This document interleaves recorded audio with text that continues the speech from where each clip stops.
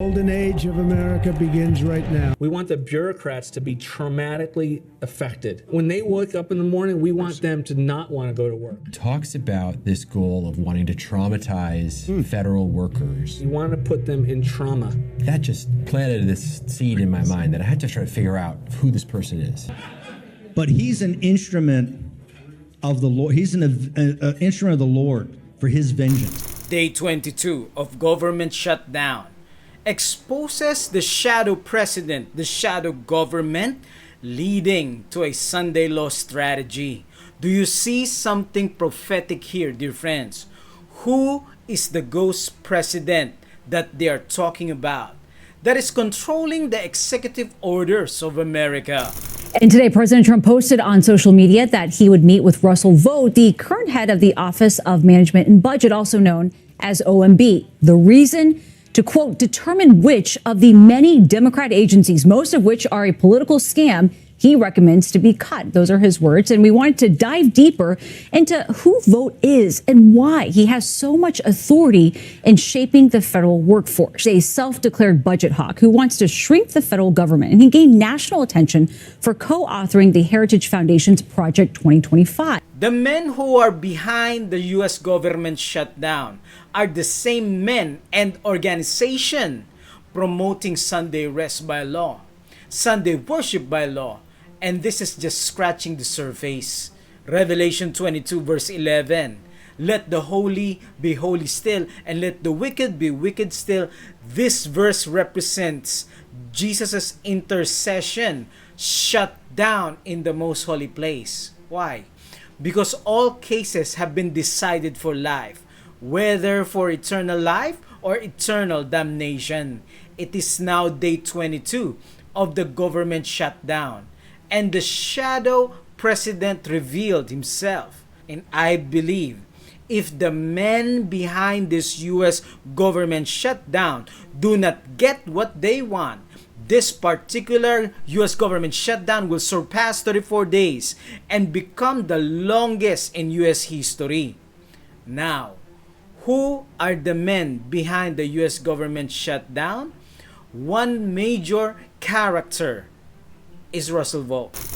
Article says, following the 2025 government shutdown, the individual most frequently cited as the driving force is Russell T. Vought, the director of the Office of Management and Budget, OMD, under President Trump. Nominations. Who are you most excited about? Russ Vought, John Ratcliffe, Pete Hoekstra. Who should listeners keep their eye on? Russ Vought, for sure. Okay, and why is that? Yeah. I see personally that there is a U.S. government captivity here, hijacking the U.S. government, shutting everything down. Why? Because their policies and their agenda must be implemented. So it's like he has held the U.S. government, quote unquote, hostage until the agenda of Project 2025 will be fulfilled. And the government cannot transact as it customarily does until their agenda is accepted and approved as the law of the land. It's July of 2020, and Vought is sworn in as the director. We had 6 months to go, and the president said, Russ, we need another term. We're just figuring this out. What they could not do, or what they didn't fully understand in the first term of Trump, 2000, they're going to do now in the second term. The majority of my time right now is being spent chairing the transition portion of the Project 2025. We have detailed agency plans. We are writing the actual executive orders. We are writing the actual executive orders. We are writing the actual executive orders. So friends, who is writing the script for President Trump? The shadow president, the shadow government. Jesuits, Roman Catholics, Project 2025, they are writing the executive orders. I don't want President Trump having to lose a moment of time having fights in the Oval Office about whether something is legal or doable, moral.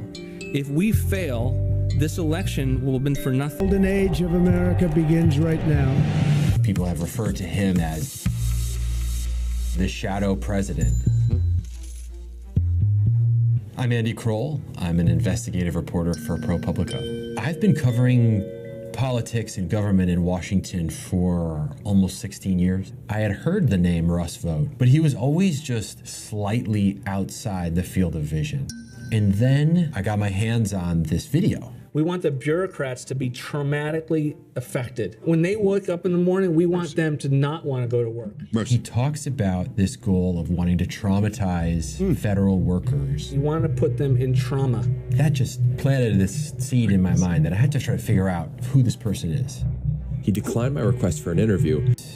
Trauma? Why does he want the workers on the federal level to be traumatized, to hold the government hostage? Because you have to control the money. Why do they want the federal workers to go to trauma or else lose their livelihood? Steve Bannon. And I realize there's some people that question Trump, but look at that command performance he gave the other night. I mean, it's like Charlemagne. That's like a Viking chieftain standing up there.